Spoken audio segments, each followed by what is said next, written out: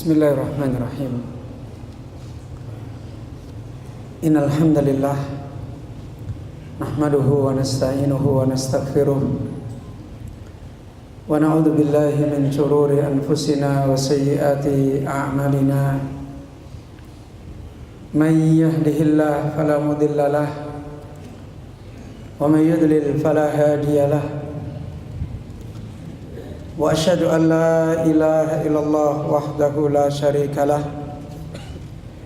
wa asyhadu anna Muhammadan abduhu wa rasuluh sallallahu alaihi wa alihi wasallam. Ya ayyuhalladzina amanu taqullaha haqqa tuqatih wa la tamutunna illa wa antum muslimun.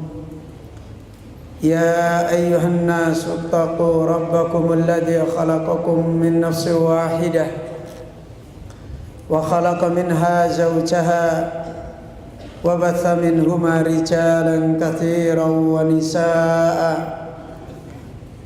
واتقوا الله الذي تساءلون به والأرحام إن الله كان عليكم رقيبا. يا أيها الذين آمنوا اتقوا الله وقولوا قولا سديدا يصلح لكم أعمالكم ويغفر لكم ذنوبكم ومن يطع الله ورسوله فقد فاز فوزا عظيما. أما بعد فإن أحسن الكلام كلام الله وخير الهدى هدى النبي صلى الله عليه وآله وسلم وشر الأمور محدثاتها وكل محدثة بدعة وكل بدعة ضلالة وكل ضلالة في النار. Kaum muslimin, bapak-bapak, ibu-ibu, para asatidzah, talabatul ilmi, ikhwani wa akhwati fiddin, rahimani wa rahimakumullah jami'an. Alhamdulillah, di kesempatan yang mubarakah ini kita kembali senantiasa memuji Allah Subhanahu wa taala. Kita kembali senantiasa menyadari luasnya rahmat Allah, luasnya ihsan Allah Subhanahu wa ta'ala kepada kita semua para hambanya. Dan kita kembali selalu menyadari akan fakirnya kita, akan sangat butuhnya kita dengan kebutuhan yang tidak bisa diganti yang lain. Tentang iman kita kepada Allah Subhanahu wa ta'ala, tentang makrifat kita kepada Allah Subhanahu wa ta'ala. Kita bersyukur kepada Allah dengan semua nikmat-nikmat ini, dengan membangun syukur yang senantiasa mendatangkan janjinya Allah Subhanahu wa ta'ala,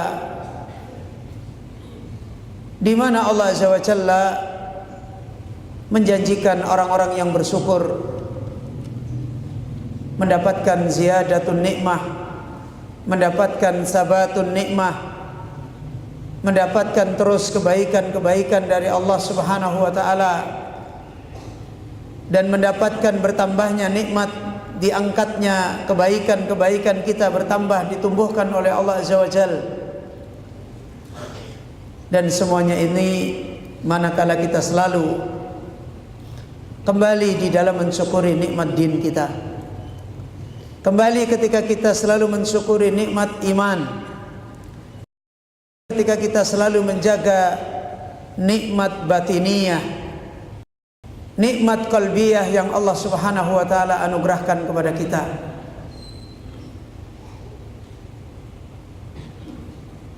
Mengingatkan tentang kisah ini, apa yang pernah dinasihatkan oleh Umar bin Al-Khattab radhiyallahu anhu di hari ketika kaum muslimin di masa Khalifah Umar bin Al-Khattab radhiyallahu an diberikan kelapangan, diberikan kemenangan yang besar pada waktu penaklukan Qadisiyah. menunjukkan bagaimana orang-orang mulia dulu menyadari benar di mana dan kemana mereka menjaga nikmat-nikmat Allah Subhanahu wa taala. Di saat itu kaum muslimin mengusulkan kepada Umar bin Al-Khattab untuk menunjukkan kehebatan kerajaan mereka, kekuasaan mereka, khalifah mereka, negara mereka setelah mereka diberi kemenangan oleh Allah menaklukkan Persia. Al-Khattab radhiyallahu anhu memberikan jawaban, nahnu qaumun, nahnu ummatun a'azzana Allah bihadzal Islam. Kita adalah umat, kita adalah kaum yang Allah Subhanahu wa taala telah memuliakan kita, telah meninggikan kita, telah mengangkat kita bihadzal Islam, hanya dengan Islam ini saja. Maka kemudian Umar memberikan nasihat kepada para kaum muslimin waktu itu, faman ibtaghaina bi ghairil Islam bi ghairihi adallana Allah.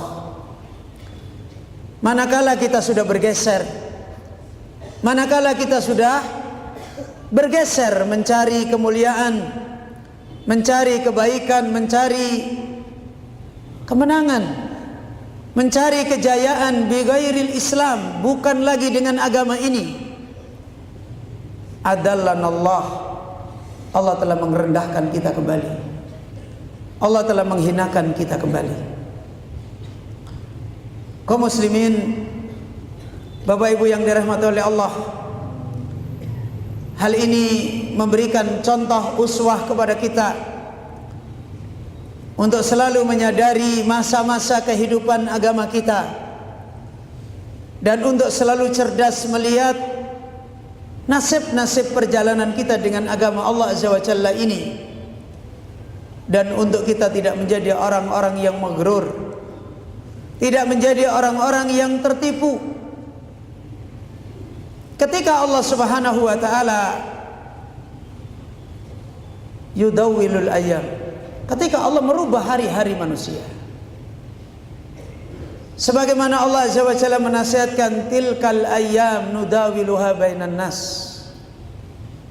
itulah hari-hari milik Allah Subhanahu wa taala dengan semua hikmahnya, dengan semua kejadiannya, lapangnya, sempitnya, hari-hari susahnya, hari-hari mudahnya.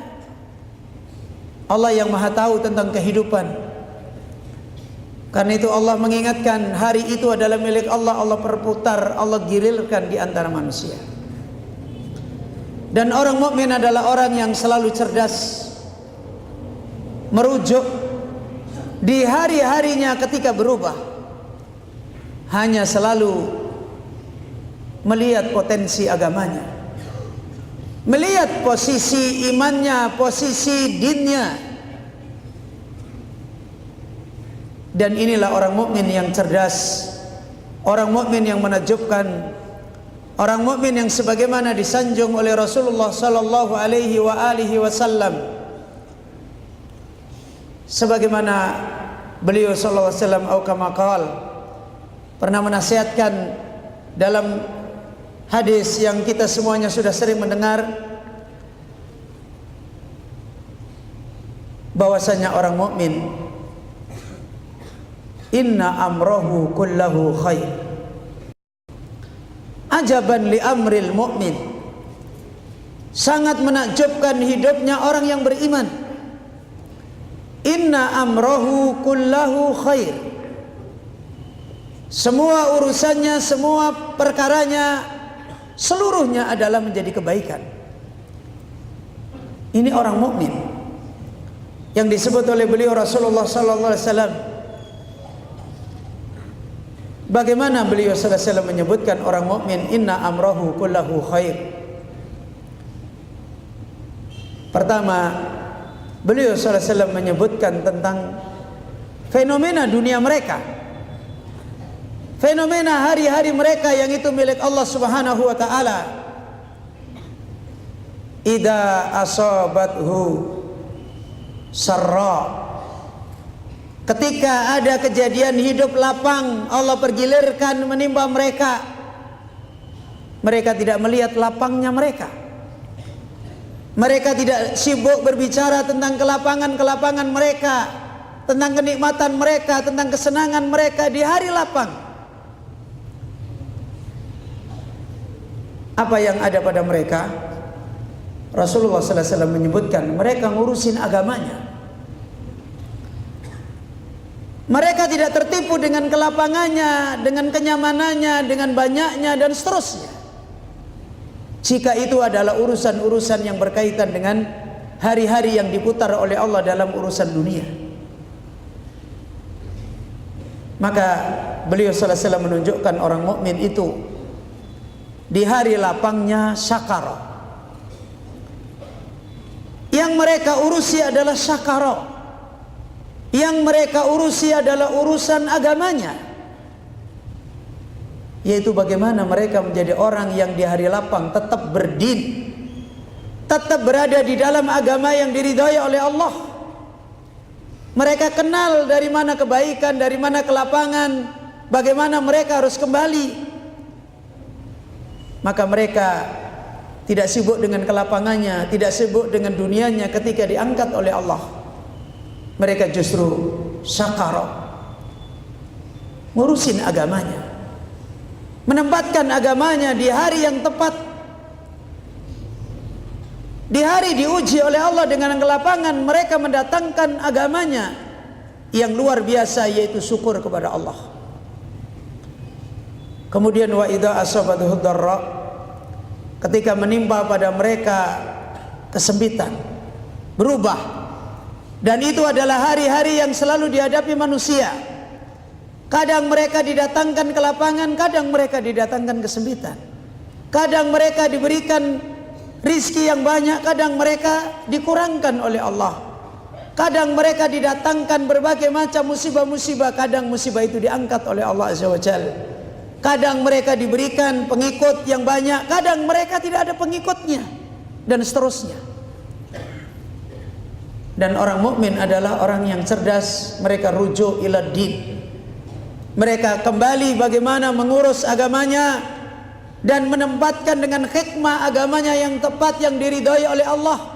Di hari yang seperti ini, di hari yang seperti ini, di waktu yang seperti ini, menjadi orang cerdas. Kaum muslimin, Bapak Ibu yang dirahmati oleh Allah Azza wa Jalla, maka inilah sebenarnya tidak henti-hentinya Rasul kita Muhammad sallallahu alaihi wasallam menasihatkan, hatta tarji'u ila dinikum, sampai kalian kembali kepada agama kalian. Dan begitu pula Allah Azza wa Jalla berikan nasihat, wa'tasimu bihablillah, wa'tasimu bihablillahi jami'an wala tafarraqu. Ketika Allah menasihatkan berpegang teguh dengan agamanya, Allah Azza wa Jalla mengingatkan tentang masalah nikmat. Wadhkuru nikmat Allah. Kalian ingat nikmat Allah Subhanahu wa taala. Gimana kalian, gimana kita ketika dulu belum memegangi agama? Dan bagaimana Allah rubah kehidupan kita setelah kita memegangi agama Allah Azza wa Jalla. Kita disuruh selalu cerdas melihat perubahan-perubahan hidup terkait dengan agama kita. Kaum muslimin, Bapak Ibu yang dirahmati oleh Allah Subhanahu wa taala, salah satu hal yang diingatkan oleh Rasulullah sallallahu alaihi wasallam adalah memberikan peringatan kepada kita di hari-hari beratnya agama, di hari-hari sulitnya kita menjaga agama, membangun agama. Bagaimana sebenarnya Rasulullah sallallahu alaihi wasallam mengingatkan tentang masalah ini? Tidak ada lain agar kita menjadi orang yang cerdas, agar kita selalu menjadi orang yang terus-menerus cerdas melihat nikmat agama. di mana salah satu hal banyaknya terjadian kerusakan di dalam agama, sebagaimana diisyaratkan oleh Hudzaifah bin Yaman, bertambah hari orang-orang yang beragama yang hatinya terkena penyakit nifak itu bertambah banyak. Hari-hari di mana kemunafikan menjangkit kembali di dalam hati manusia. Di saat-saat mereka beragama, di saat-saat mereka diberikan oleh Allah kelapangan-kelapangan dunia mereka. Karena itu sebagian ulama kita menasihatkan, kenapa di Makkah tidak ada orang munafik? Dan kenapa di Madinah terjadi orang munafik? Kenapa di Mekah tidak terjadi kemunafikan? Dan kenapa di Madinah terjadi kemunafikan? Di Mekah tidak ada kemunafikan karena orang Islam masuk Islam menjadi orang mukmin tidak dapat dunia apa-apa. Tidak menjanjikan kelapangan-kelapangan dunia, enggak ada. Di hadapan mereka adalah kesempitan dunia. Di hadapan mereka dicela orang, dimusuhi, harta mereka dirampas. Sehingga kalau mereka menjadi orang yang menerima hidayah dhahiron wa batinan, orang yang menerima agama dhahirnya dan batinnya, qabul, taslim, tidak ada kemunafikan pada mereka. Dengan di Madinah, di Madinah nikmat dunia dibuka oleh Allah. Rasulullah, para sahabat punya wilayah, punya kekuasaan. Di sana bisa berdagang, di sana bisa menjaga harta, dan seterusnya. Sehingga terbuka orang-orang yang masuk ke dalam Islam, hati mereka tidak menghendaki Islam. Atau masuk kemudian melihat fitnah dunia, mereka lebih terfitnah dengan dunia. Karena bisa dagang, karena bisa ini, dapat ini, terlindungi. Sehingga banyak orang menampilkan Islam secara zahir, dan banyak orang hati-hati mereka sebenarnya masih di zaman-zaman kerusakan mereka. Hati-hati mereka adalah hati-hati yang tidak memiliki kehidupan iman yang sebenarnya. Kehidupan iman. Dan beliau Rasulullah sallallahu alaihi wasallam telah mengingatkan tentang keadaan mereka. Atau kama qala Rasulullah sallallahu alaihi wasallam, khoslatani la yabkiyani fi munafiqin qat. Ada dua perkara, dua perangai yang tidak ada pada orang munafik, yang membawa penyakit hati ini, yang membawa penyakit hati ini. Sehingga satu kali Umar bin Al-Khattab bersama dengan beberapa sahabat radhiyallahu anhum, beliau mengingatkan para sahabat. Beliau mengatakan, ayyukum, mana di antara kalian yang menghafal, yang tahu, yang terus ingat fitnah yang pernah diingatkan oleh Rasulullah sallallahu alaihi wasallam. Maka di antara mereka waktu itu ada, maka segera mengingatkan Umar, ya Umar, bainaka wa bainaha babun, antara engkau dan antara pintu itu, antara fitnah itu mas, yaitu penyakit syahwat dan penyakit syubhat. Dan manusia tidak merasa, membiarkan penyakit ini. Memang ini tabiat penyakit yang ada di dalam hati manusia. Ayolah ikhwah kaum muslimin yang dirahmati oleh Allah Subhanahu wa taala. Padahal tidak henti-hentinya Allah Subhanahu wa taala perbaiki kehidupan, menolong, membela, itu semuanya diukur dari ma fi qalbihim, ma fi qulubihim, apa yang ada di dalam hati mereka. Begitu pula ketika Allah di dalam sebuah tulisan beliau Syifaul Qulub, beliau membawakan dalil-dalil yang cukup banyak. Mana contoh-contoh mereka tidak ingin mendapatkan kehidupan hati yang terang benderang, punya kehidupan hati yang lapang di dalam mengenal kebenaran. Paling besarnya kebenaran adalah Allah Subhanahu wa taala, akan menjadi umat yang kuat. Hari ini nggak usah jauh-jauh. Tadi malam saya sampaikan di Pondok Abu Hurairah, kalau hari ini kita berbicara makhluk, bisa berbicara lama atau cuma berbicara sebentar? Hah? Coba wis. Hari ini kita berbicara tentang HP misalnya. HP itu makhluk nggak? Bisa ngomongin lama nggak tentang HP?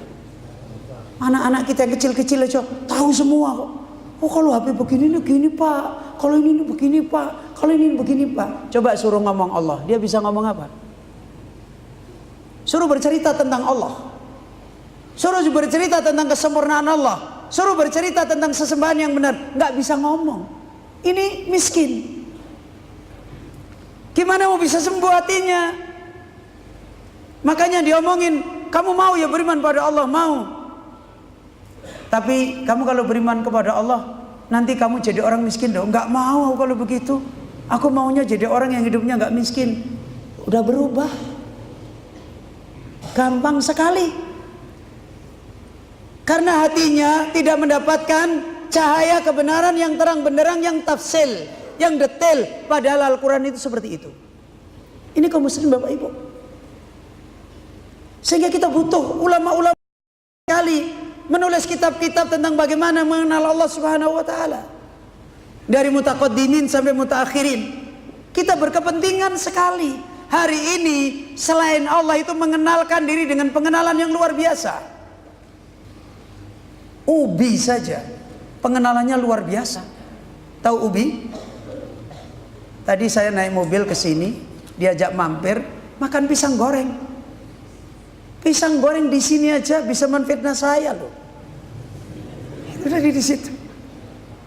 Loh, ini orang bikin pisang goreng sampai orang lain bisa mikir, ini kok pisang goreng kayak nggak ada minyaknya, dimakan di sini nggak serak-serak.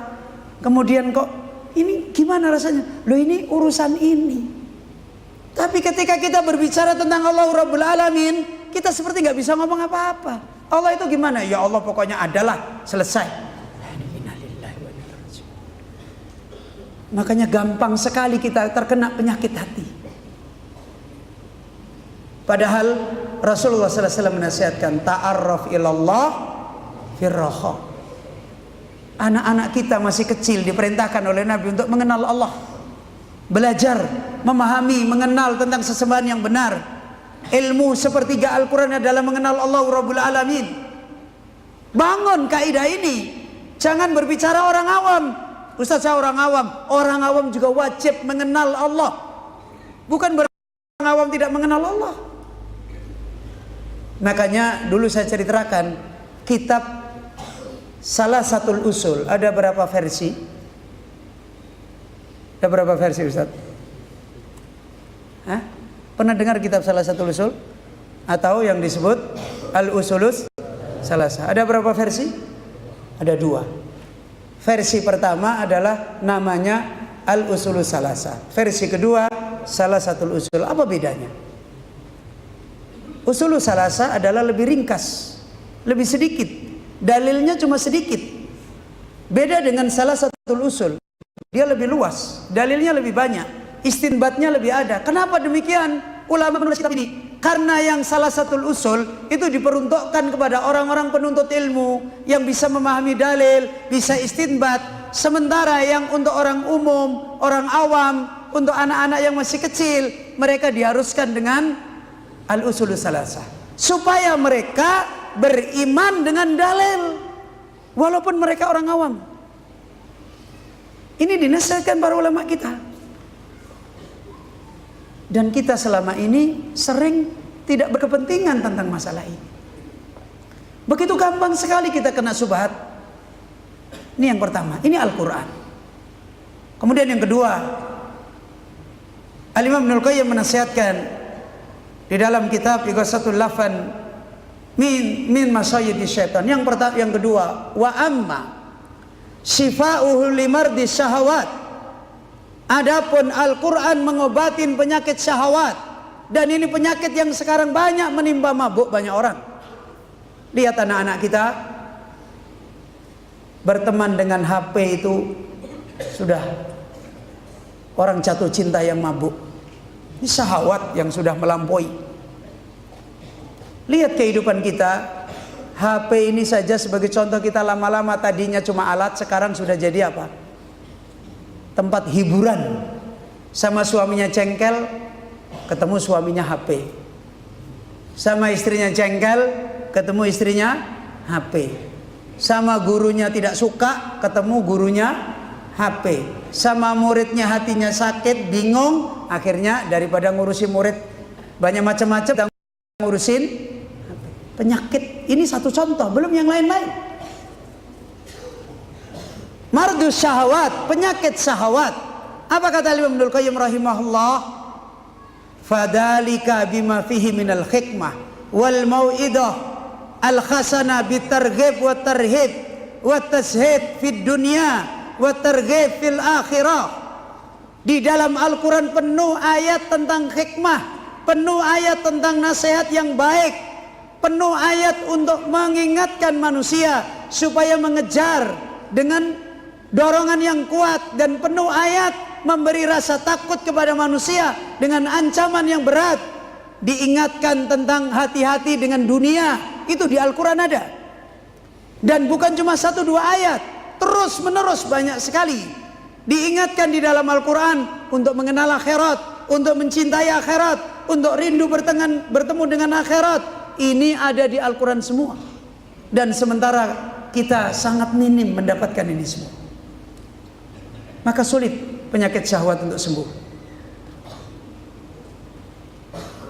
Kaum muslimin, saya ingin mencontohkan sedikit apa yang ada. Saya mencoba untuk mempraktekkan di tempat kita ngajar di Semarang. Santri yang ada di Semarang itu boleh pakai HP. Apa? Gimana? Apa tadi? Boleh pakai HP. Di sini gimana, Ustaz? Enggak boleh. Saya bukan ingin mengkritiki yang di sini ya. Dulu waktu saya bilang kan boleh pakai HP, tapi ada catatan. HP itu dipakai untuk manfaat yang dibutuhkan sesuai keadaan anak itu. Diberikan seminggu sekali. Nanti pada hari libur tiap pekan. Kemudian anak ini dibiarkan pakai HP, tetapi digunakan yang bermanfaat, terutama menghubungi orang tuanya. Dan orang tuanya juga kita sampaikan, terutama anak-anak yang khusus, dikasih tahu, nanti pas libur kalian telepon anak, nasihati, beri ilmu, ingatkan dan sebagainya. Itu HP yang kita pakai di pondok di Semarang. Banyak ustadz-ustadz pada ngomong, Bu ini gimana? Kacau ini. Orang kita yang melarang HP saja, anak-anak HP-nya tambah banyak. Apalagi ini malah dibiarin pakai HP, dibolehin katanya. Wah, itu tambah ngaco. Ya sudah, saya nggak ingin bantah-bantahan. Saya sampaikan, dengan cara seperti itu saja nggak cukup. Pertama, anak-anak suka HP itu fitnah subhat atau fitnah syahwat? Hah? Subhat atau syahwat? Syahwat. Nah, memperbaiki fitnah syahwat harus dikasih syahwat yang lebih nikmat. Paham gak? Anak-anak lagi senang makan pisang goreng, kemudian ditawarin makanan yang lebih enak lagi, misalnya es krim. Walaupun hobinya pisang goreng, tinggalin pisang goreng gak? Lari ke es krim gak? Lari. Itu fitnah syahwat. Lah, hati itu butuh kesenangan. Karena itu orang menuntut ilmu harus lezat, harus nikmat. Memahami Al-Quran harus nikmat, menghafal Al-Quran harus nikmat, dan itu harus diikuti dengan hati. Seorang guru harus menyiapkan hatinya, cinta anak-anaknya kepada akhirat, kenal surga, kenal neraka. Akhirnya dia paham pelan-pelan. Dari situ akan menutup fitnah kesenangannya. Loh Ustaz, tapi kan mungkin dipakai ini. Iya mungkin. Kita tidak.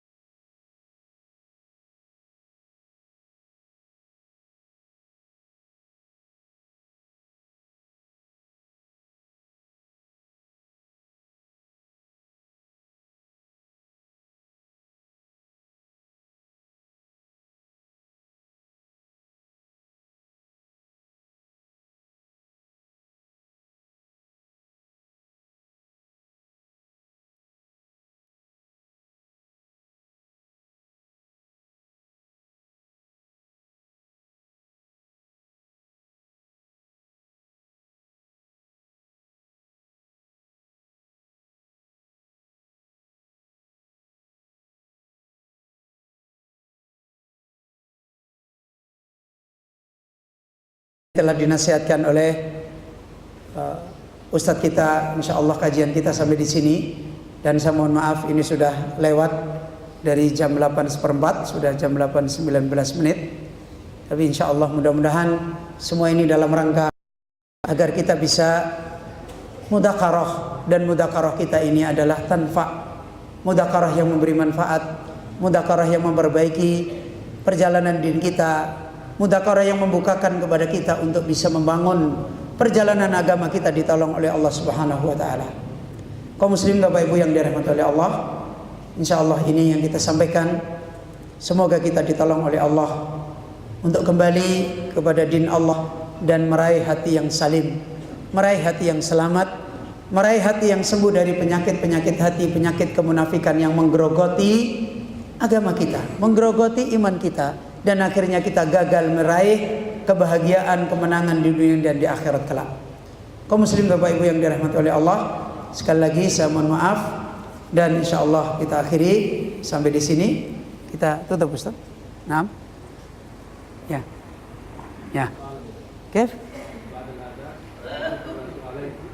Soal. Masyaallah. Ya, fadhal. Nah. Nah.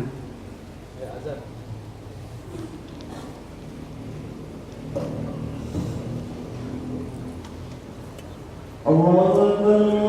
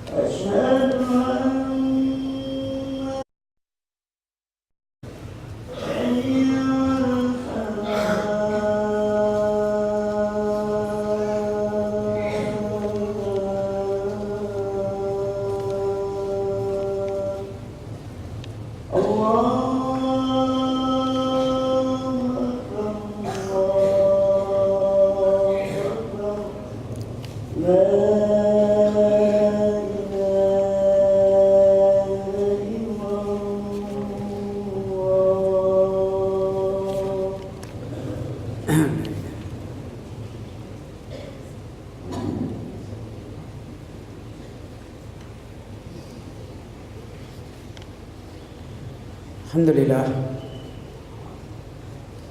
Bapak Ibu, ikhwani wa akhwati fiddin, talabatul ilmin, para asatidzah rahimani wa rahimakumullah jami'an. Sebagaimana tadi telah disampaikan, ada setelah adzan ada beberapa pertanyaan.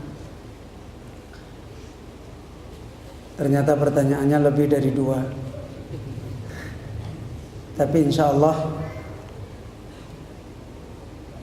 jawabannya bisa jadi dengan 4 pertanyaan ini cuma 1.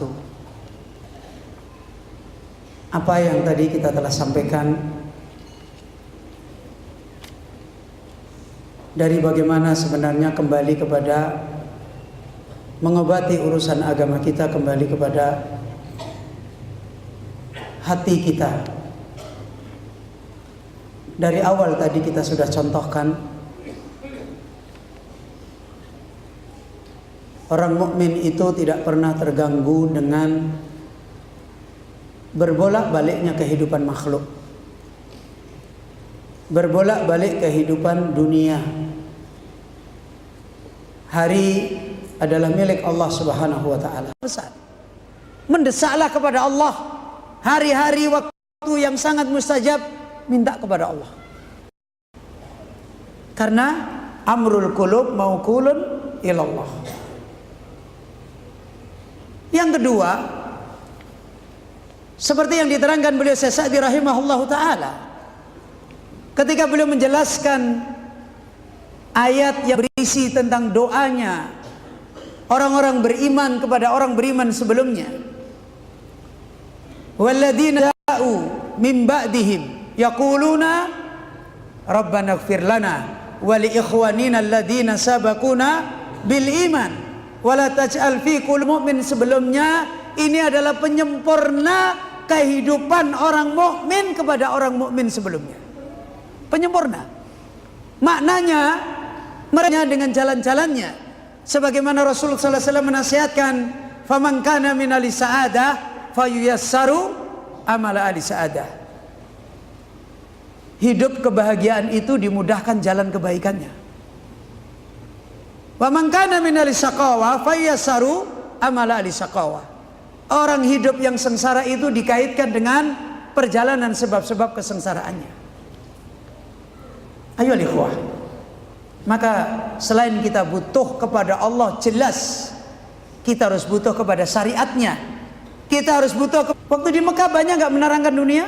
Banyak juga. Tapi bagaimana Al-Quran menerangkan surga? Bagaimana Al-Quran menerangkan tentang dunia? Apakah Al-Quran bercerita tentang dunia itu bagusnya begini, wah ini keindahannya begini begitu? Bagaimana Al-Quran berbicara tentang dunia, tinggi atau rendah? Sementara hari ini kita berbicara tentang dunia bagaimana, tinggi atau rendah? Pada saya dengan baik. Yang kita kenal perbuatan siapa ini? Apa yang kita bicarakan kalau kita mengenal perbuatan Allah? Ini pasti ada keadilan dari Allah. Ini pasti ada hikmah dari Allah. Akhirnya kita marah nggak sama orang tua? Tidak. Seorang istri, suaminya banyak tidak bisa memenuhi yang dia inginkan. Kalau dia mengenal itu perbuatan suaminya, tersinggung nggak? Tersinggung. Tapi kalau dia mengenal itu Allah yang mentakdirkan suaminya begitu secara qada dan qadar, apa yang dia pahami? Hikmahnya Allah. Berarti saya ingin mencintai suami, tapi ditakdirkan suami saya tidak bisa saya cintai full, supaya cinta saya tidak kepada suami saya, supaya cinta saya yang full adalah kepada Allah Subhanahu wa taala. Makhluk itu cacat. Suami kayak apapun hebatnya pasti nakes, istri kayak apapun hebatnya pasti kurang, anak kayak apapun hebatnya pasti kurang, orang tua seperti apapun pasti cacat. Akhirnya kita tidak kembali membicarakan makhluk, tapi membicarakan siapa? Allahu Rabbul Alamin. Yang dipahami hikmah Allah, yang dipahami keadilan Allah, akhirnya muhasabah, akhirnya menilai kelebihan-kelebihan yang Allah berikan, dan tidak menjadikan dia terbawa kepada makhluk. Ini persoalannya. Suami tersinggung pada istri, istri tersinggung pada suami, anak tersinggung pada orang tua tersinggung pada anak. Kenapa? karena sedikit dia mengenal Allah. Bahkan karena itu begitu kita ini, kata Imam Ibnul Qayyim, kita tahu apapun, kalau kita bodoh kepada Allah, hakikatnya kita bodoh dengan semuanya. Itu kata beliau Imam Ibnul Qayyim. Ya. Siapapun tahu apa saja, begitu dia tidak mengenal Allah Azza wa Jal, hakikatnya dia tidak tahu apapun. Begitu tidak tahu apapun, maka yang terjadi pasti fitnah. Tiga Al-Quran adalah ilmu mengenal Allah. Sudah sampai di mana kita belajar? Sehingga akhirnya kita menjadi orang yang akhirnya segala yang ada pada makhluk, sampai pun baik pun jadi masalah. Itu karena hati kita jahil dengan Allah, jahil dengan namanya, dengan sifatnya, jahil dengan perbuatan Allah, qada qadarnya, jahil dengan hikmah yang adimah yang Allah selalu takdirkan di dalam kehidupan. Maka obat kembali ke sana. Belajar mengenal Allah, bangun syai'an fa syai'an, terus bangun usulnya, terus pelajari sampai benar-benar Allah Azza wa Jalla memberikan nikmat iman kepada kita, sehingga kita akan menjadi orang yang terganggu dengan perubahan yang terjadi pada makhluk. Bagaimana lingkungan? Kalau hati kita memang lurus, seperti kata Rasulullah sallallahu alaihi wasallam di dalam hadis tentang fitnah, ketika hati kita ini punya roh, punya ilmu, punya nur, beliau sallallahu alaihi wasallam menasihatkan, la tadurruhul fitnah ma damatis samawati wal ard. Fitnah apapun tidak akan bisa membahayakan selama langit dan bumi masih ada. Seluruh fitnah yang terjadi tidak akan bisa merusak nar. Manusia yang pertama kali dilemparkan, dirasakan neraka, bukankah di antara mereka salah satunya adalah orang alim? Salah satunya adalah orang yang menghabiskan umurnya untuk ilmu. Kemudian mereka ditanya oleh Allah, bagaimana nikmat yang aku berikan? Dia bilang, ya Allah, hidupku aku gunakan untuk ilmu, dan aku habiskan umur saya untuk belajar Al-Quran dan seterusnya untuk Engkau ya Allah. Allah katakan, kadzabta, kamu dusta. Tidak ada yang bisa selamat. Apa yang dinasihatkan oleh beliau Syekh Mustafa Al-Adawi, agar setiap hamba hari ini punya ittijah, punya perhatian yang konkret, prioritas. Karena begitu besar mardul qalbi, fitnatus syahwat, fitnatus subuhat di hari-hari sekarang ini. Bertambah hari, bukan bertambah kurang. Karena dinasihatkan, la ya'ti zamanun illa kana syarran minal madi. Tidak datang satu zaman kecuali lebih buruk dari zaman yang sudah lewat. Hari anak-anak kita lagi nanti akan lebih keruh. Hari lagi nanti di belakang lagi akan lebih keruh. Tidak ada yang bisa menjamin. Maka dinasihatkan oleh beliau, perbaikan adalah kembali kepada perbaikan yang sesungguhnya harus dibangun, yaitu ayyattajiha ila islahi qalbi. Harus diarahkan kepada arah aulawiyat, prioritas yang tepat, yang benar, yang penting, yang dinasihatkan oleh beliau Syekh Abdul Razak bin Abdul Muhsin Al-Badr, min ahammil muhimmah. Bahkan beliau mengatakan, dari paling pentingnya perkara-perkara penting hari ini,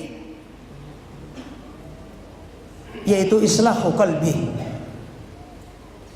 Untuk punya kerja iman, kerja agama, kerja ilmu yang terkait dengan islahu qalbi, memperbaiki hati, wa tandifihi, membersihkan hati, wa khaswihi bil khair, kemudian memasukkan, menghiasi, menanamkan di hati dengan kebaikan-kebaikan. Harus ada takhliyah, dan setelah itu harus ada tahliyah. Harus ada pembersihan yang ada di dalam hati, kemudian setelah itu harus ada tahliyah. Dan ini tugas ilmu, tugas pengajaran, tugas dakwah, tugas perbaikan-perbaikan di dalam agama, kembali kepada persoalan ini. Ini nasihat beliau. Wa khaswihi bil khair, kemudian memberikan catatan-catatan hiasan dengan kebaikan. Wa mal'ihi bil iman, dan kembali memenuhkan hati dengan iman. Wa gharsit taqwa fihi, dan kembali menancapkan takwa. Tancapkan takwa kembali di dalam hati manusia. Dan ini kerja panjang, ini kerja berat, ini kerja yang berkesinambungan, tidak bisa sekali dua kali. Kita bisa melihat bagaimana Rasulullah sallallahu alaihi wasallam membangun manusia yang hatinya kembali diperbaiki oleh Rasulullah sallallahu alaihi wasallam. Sebagaimana Aisyah radhiyallahu an mengkisahkan bagaimana ayat-ayat perbaikan hati, ayat-ayat tentang iman, ayat-ayat tentang akhirat, ayat-ayat tentang rendahnya dunia terus turun berangsur-angsur di Makkah selama 10 tahun, mendidik hatinya para sahabat agar memiliki hati yang kuat, memiliki hati yang bersih. Kaum muslimin, Bapak Ibu yang dirahmati oleh Allah, kemudian beliau Syekh Mustafa Al-Adawi menasihatkan kembali, haryun bil abdi ayyabkhasa an sababi mardi qalbi wa ayyas'ala an ilajihi. Kemudian menjadi satu pilihan yang harus dipilih, satu keharusan yang harus dilakukan seorang hamba untuk mencari, memahami, membahas, mengetahui persoalan yang tidak mudah dipahami, yaitu mardul qalbi.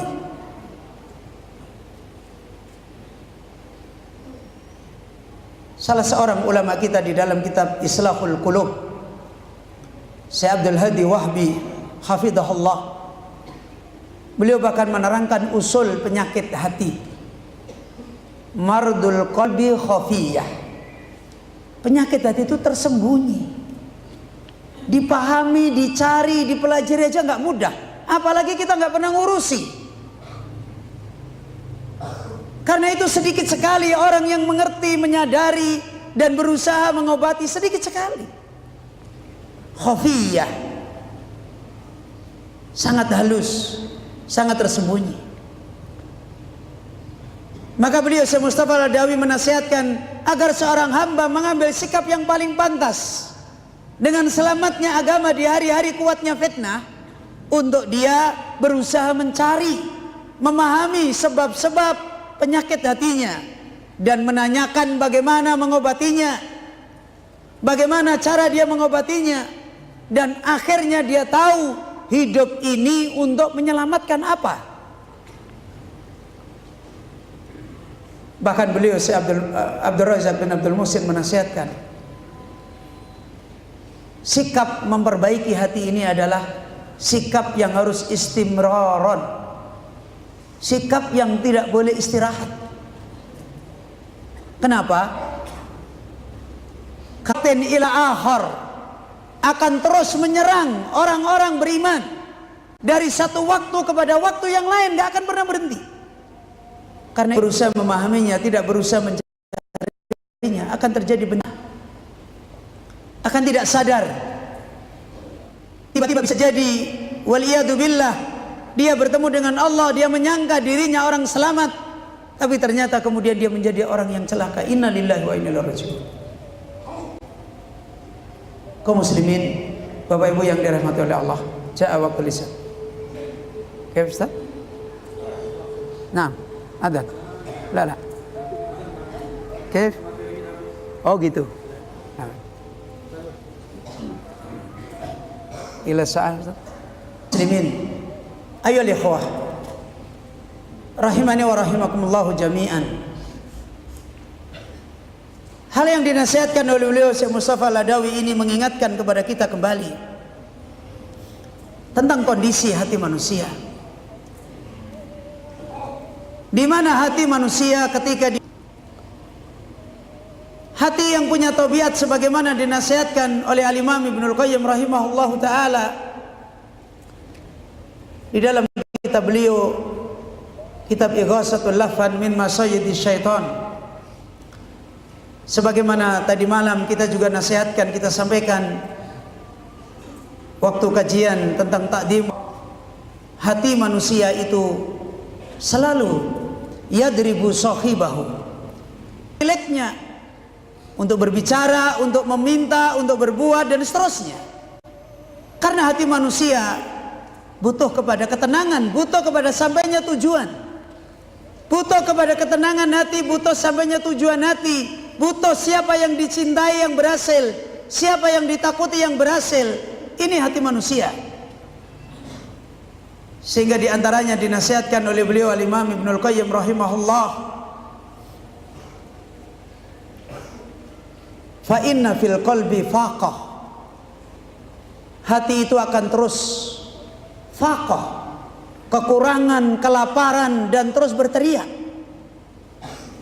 sehingga hati itu akan menjadi keruh, faqatun, begitu tidak mudah dikumpulkan kepada satu kepentingan yang bermanfaat, tidak mudah diarahkan kepada satu tujuan yang betul. Selalu sebentar berubah ke sana, sebentar belok ke sana, sebentar begitu lagi, sebentar ini kembali. Dan lebih parah lagi, hati manusia fihi mardun, berpotensi tempat penyakit-penyakit hati. Manakala tidak dikembalikan kepada kebutuhan hati yang sebenarnya. Dan karena itu beliau Syekh Mustafa Al-Adawi menasihatkan kembali,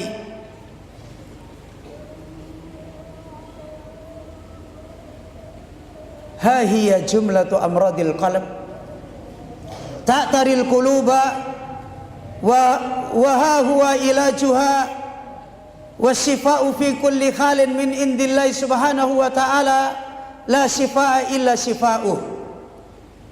Maka satu hal yang diingatkan oleh beliau di sana, kita harus tahu apa itu sebenarnya penyakit-penyakit hati. Dari sejak Adam alaihissalam sampai nanti hari kiamat, penyakit hati itu sama, tidak pernah berubah. Usulnya sama, kaidahnya sama, sumbernya juga.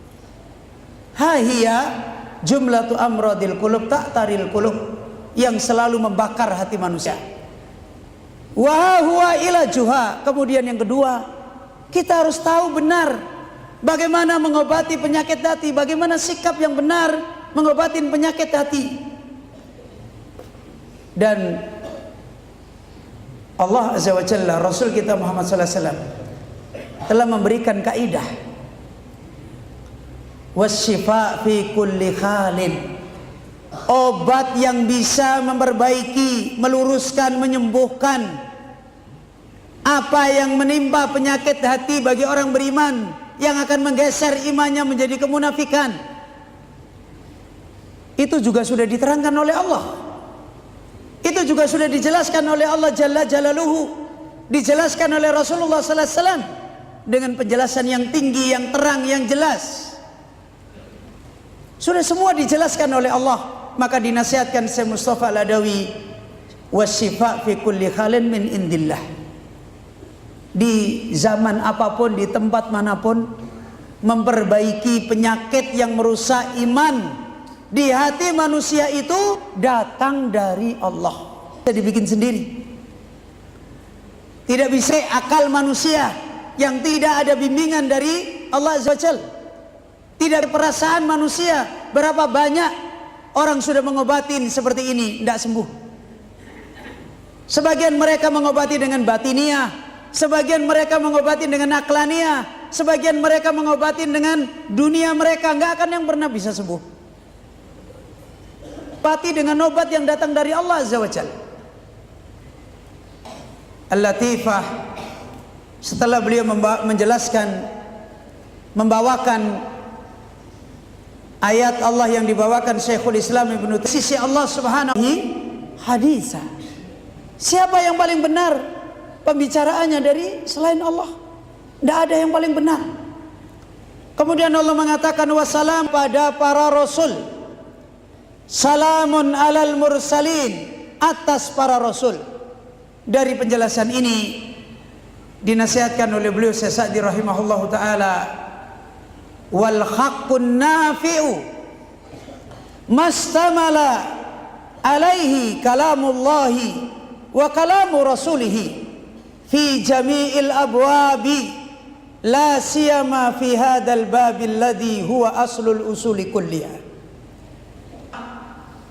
Bagi kehidupan manusia adalah kebenaran yang kalamnya Allah di dalam jami'il abwab, di dalam semua bab-bab yang terkait dengan agama Allah. Bahagia dan sengsara urusan agama atau urusan dunia? Tahu, selama obat itu memang betul datang dari Allah, selama obat itu memang betul datang dari kitab Allah, dari sunnah Rasulullah Sallallahu Alaihi Wasallam. Tapi ketika obat itu sudah tidak dipakai, tidak akan mungkin kita bisa sembuh penyakit kita. Kaum muslimin, Bapak oleh Allah, karena itu nasihat terakhir dinasihatkan Syekh Mustafa Al-Adawi di dalam masalah ini, fa'alaika bid-dawa. Beliau menasihatkan fa'alaika bid-dawa. Maka wajib bagi kita sekarang ini punya muhimmat bid-dawa, untuk berobat, untuk punya kehidupan dengan agama ini. Hakikatnya kita adalah berobat dengan din yang Allah anugerahkan kepada kita. Kita menjadi umat Islam, kita menjadi talib, menjadi muta'alim. Sebagian kita menjadi orang alim, menjadi mudarris, menjadi muallim. Dawa, proses berobat, proses mengobati hati manusia. Sebagaimana Imam Ahmad bin Hanbal menasihatkan tentang masalah ini, kam min qatilin li iblis. Berapa banyak orang dengan ilmu hidup kembali. Berapa banyak orang yang hatinya sudah sakit, sembuh, baik kembali, karena mereka mendapatkan obat dari siapa? Dari orang yang berilmu, dari orang yang membawa din yang benar. Maka hakikatnya kita mengambil agama ini, menempatkan perjalanan berobat. Bukan cuma sekedar kita tahu agama, menempatkan perjalanan berobat. Alaihissalam hatinya bersih, hatinya sembuh, tidak ada penyakit. Hawa in huwa dalla, penyakit dalla di hati beliau. Wa ma ghawa, tidak ada pada yang merusak imannya, menjadi orang yang hatinya terkena penyakit penyimpangan.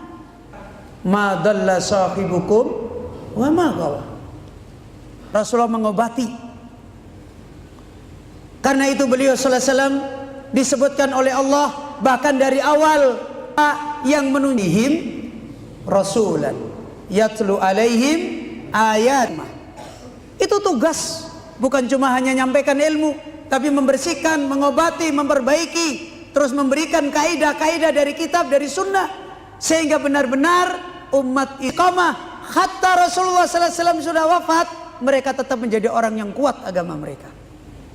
Bukan cuma sehari sembuh, bukan cuma sebulan sembuh, bukan cuma setahun sembuh, bukan ketika menjadi penuntut ilmu sembuh, pulang kampung sakit lagi, bukan. Dan tidak hanya itu, beliau menempatkan diri, dikorbankan hidupnya sangat berat kepada umat, sangat berat kepada umat. Apa-apa yang menjadi beban bagi umat, beliau sangat berat. Dan itu menunjukkan beliau bukan hanya membawa agama sampaikan selesai sudah, bukan. Maka ini hakikat. Kita punya kehidupan yang khusus. Di antara kita ada orang ammah, di antara kita ada talibul ilm, di antara kita ada orang alim, dipertemukan oleh Allah dalam rangka ini. Ketika ini kita tidak bangun, maka akan bermunculan penyakit-penyakit qalb, akan lahir kemunafikan-kemunafikan, akan lahir kerusakan-kerusakan di saat kita ini punya agama. Innalillahi wa inna ilaihi raji'un. Kaum muslimin, maka Syekh Mustafa Al-Adawi mengingatkan, wala tufritu fihi wa la tufrid fihi wa la tuqassir. Jangan kalian berlebih-lebihan di dalam berobat, melampaui batasan. Dan jangan kalian mengurangi. Sebagian orang mereka melebih-lebihkan agama ini dengan akalnya, dengan perasaannya di dalam membawakan kitab dan sunnah sebagai obat, maka tidak sembuh. Tidak membawakan kitab dan sunnah dengan utuh, maka tidak akan sembuh. Maka ahlu Rasulullah sallallahu alaihi wasallam yang hari ini telah dijaga oleh para ulama-ulama sunnah, kita hari ini menikmati agama sangat jauh dengan mereka dulu menikmati agama. Maka ini yang jadi masalah. Ada jalan pengambilan agama yang tidak kembali kepada apa yang dulu pernah ditempuh para salaf. Biarkan oleh orang-orang yang ingin menghancurkan agama Allah. Terus menerus kita dibiarkan tenggelam ke sana. Umur habis, waktu habis. Al-Quran sudah kita urus, sunnah Nabi sudah kita urus, dan Allah Azza wa Jalla tidak mendatangkan janjinya pada alim kitab, alim sunnah bingung cari kerja. Lu nanti kalau saya ngajar Al-Quran, ngajar ini, saya makan apa? Ini namanya orang sakit. Kalau saya berjuang di jalan agama Allah, hidup saya kekurangan, terus bagaimana saya? Ini marit, dia pembawa Al-Quran hatinya sakit, dia pembawa sunnah Nabi hatinya sakit. Ini dan masih banyak fitnah demi fitnah terjadi seperti ini. Punya din la yata'assar bid-din, punya Quran la yata'assar bil Quran, punya sunnah la yata'assar bis sunnah. Ada yang tidak pas, ada yang harus diperbaiki. Itulah yang dinasihatkan sebihi wala tuqassir fi tanawulihi wala tataghaffal an minhu. Jangan dikurangi, betul-betul dipegang. Jangan dilebih-lebihkan dan berjuang untuk itu. Ayo ikhwah. Allah Azza wa Jalla telah mengingatkan nikmat yang besar ini. Sebagaimana beliau Al-Imam Ibnul Qayyim rahimahullahu taala telah menempatkan satu bab khusus di dalam kitab beliau Ighatsatul Lahfan min Masyayyidis Syaitan. Di jilid yang pertama beliau menempatkan satu bab, Annal Quran mutadamminun li adwiyatil qalbi wa ilajihi min jami'i amradihi. Sesungguhnya Al-Quran, kitab Allah Subhanahu wa taala, didatangkan Allah Azza wa Jalla adalah di dalamnya mencakup obat untuk menyembuhkan penyakit hati, dari berbagai semua penyakit hati, yang dimana semua penyakit hati adalah kembali pada dua penyakit besar, yaitu penyakit fasadut tasawwur, rusaknya kebenaran yang dia pahami. Yang kedua adalah fasadul iradah, rusaknya tujuan yang dia tempuh di dalam hidupnya. Dan ini kerusakan din yang menjadikan terjadinya banyak marad, penyakit di dalam hati. Sebagaimana Allah mengabadikan di dalam surat Al-Fatihah, ghairil maghdub. Apa artinya? Orang yang dimurkai. Man huwa? Siapa secara khusus al-maghdub? Yahudi. Kenapa Yahudi dimurkai? Fasadul iradah.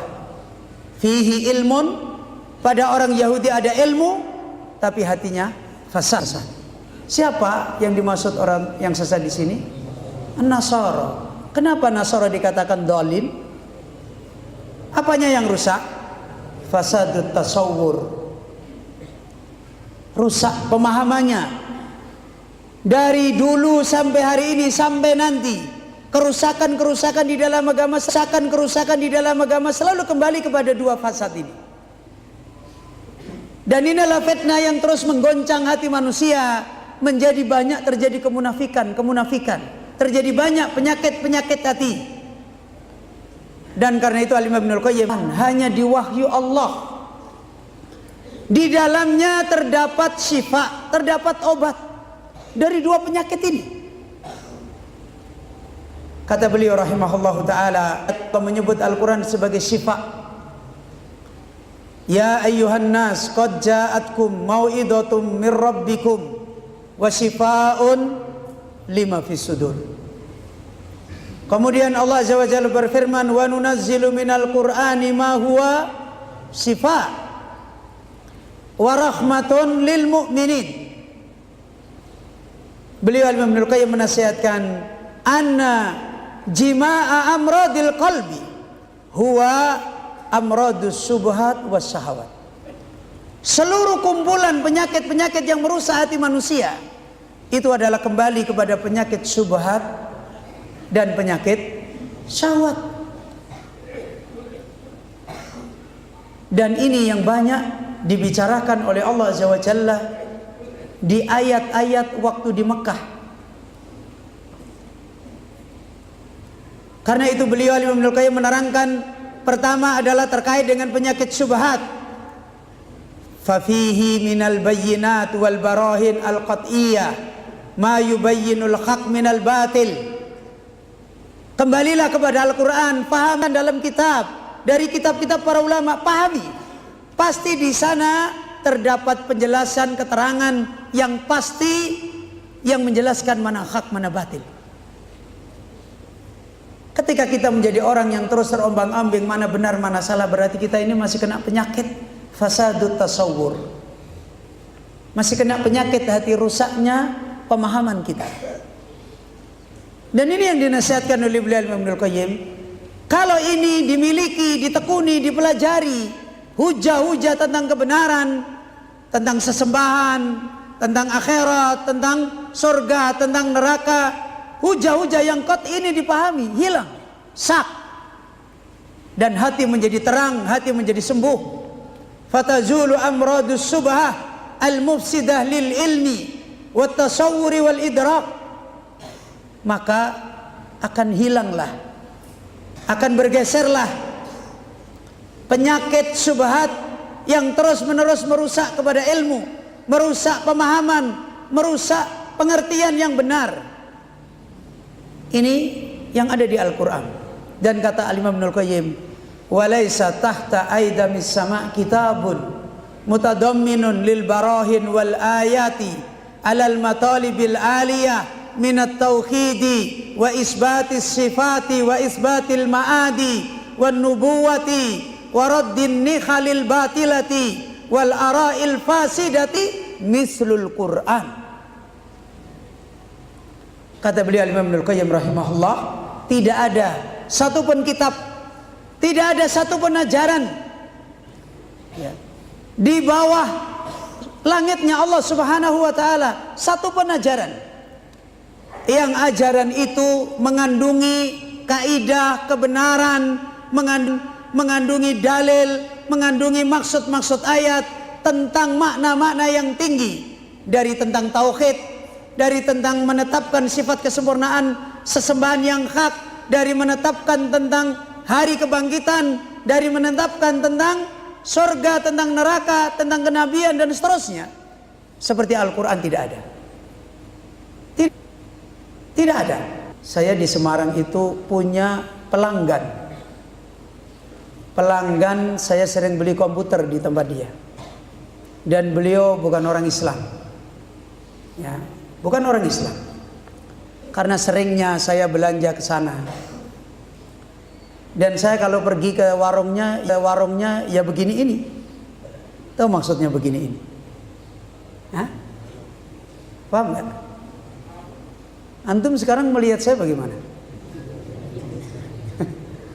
Pakai songgok, begitu kan? Pakai sarung. Saya datang ke toko, ke supermarket, ya begini-begini ini. Datang ke toko. Ya, karena sudah akrab, tiba-tiba dia ngomong kepada saya. Kalau manggil saya Pak Abu. Iya, karena saya bilang, Pak namanya siapa? Panggil saja saya. Suatu ketika dia nanya, Pak Abu, orang beragama itu sebenarnya sama saja ya Pak? Wah, ini udah mulai nih. Yang penting kan orangnya baik. Wah, ini udah mulai ini. Ya. Dalam hati orang beragama itu kan sama saja, agama kan sama aja toh Pak. Ya. Kemudian yang penting kan orangnya baik. Kita bilang agama kita baik, benar, tapi kenyataannya juga banyak orang yang nggak benar tuh Pak. Ini saya tahu, ini masanya agama yang begini. Wah, ini saya paham. Akhirnya saya tanya sama dia, Pak, dia ngomong begitu, saya ngomong lain. Ada nggak agama yang nggak berbicara tentang Tuhan? Saya balik tanya sama dia, ada nggak agama yang tidak berbicara tentang Tuhan? Kata dia, ya nggak ada lah, semua agama berbicara tentang Tuhan. Habis itu saya tanya lagi, agama mana kalau berbicara Tuhan yang berbicara Tuhan sendiri? Paham nih pertanyaan saya? Jangan-jangan antum juga nggak mengerti. Agama mana kalau berbicara tentang Tuhan yang berbicara itu Tuhan sendiri? Dia langsung diam melongo begitu. Dia nggak bisa jawab. Dia tahu kalau agama